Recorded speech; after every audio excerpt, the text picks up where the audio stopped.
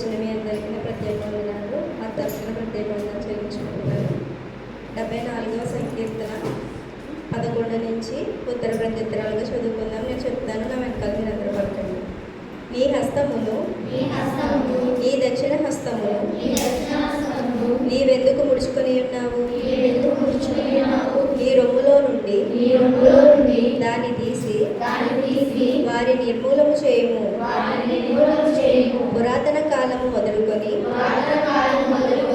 దేవుడు రాజయ్యున్నాడు.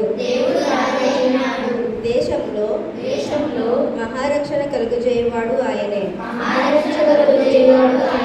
నీ బలము చేత సముద్రమును పాయలుగా చేసితివి. జలములలో భుజంగముల శిరస్సులను నీవు పగులగొట్టితివి. మకరము యొక్క శిరస్సును నీవు ముక్కలుగా కొట్టితివి. అరణ్యవాసులకు దానిని ఆహారముగా నిచ్చితివి. బొగ్గలను నదులను పుట్టించితివి. నిత్యము ప్రవహించు నదులను నీవు ఇంకా చేసితివి. పగలు నీదే, రాత్రి నీదే.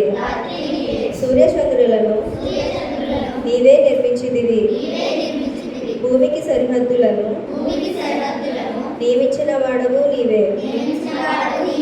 వేసవి కాలము చలికాలము నీవే కలుగజేసితివి. యెహోవా, శత్రువులు నిన్ను దూషణ చేయుటకు అవివేక ప్రజలు నీ నామమును దూషించుటను మనస్సునకు తెచ్చుకొనుము.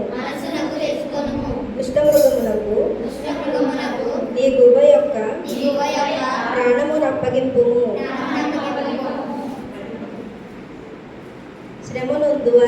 శ్రమనొందు నీ వారిని నిత్యము మరువకుము. లోకములోనున్న చీకటి గల చోటులు బలాత్కారుల నివాసముతో నిండి ఉన్నవి. కాగా నిబంధనను జ్ఞాపకము చేసుకొనుము. నలిగిన వానిని అవమానముతో వెనుకకు మరలా నీయకుము.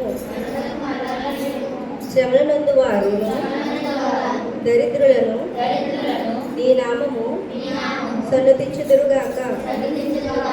లేవా, లెమ్ము, నీ వ్యాజ్యము నడుపుము.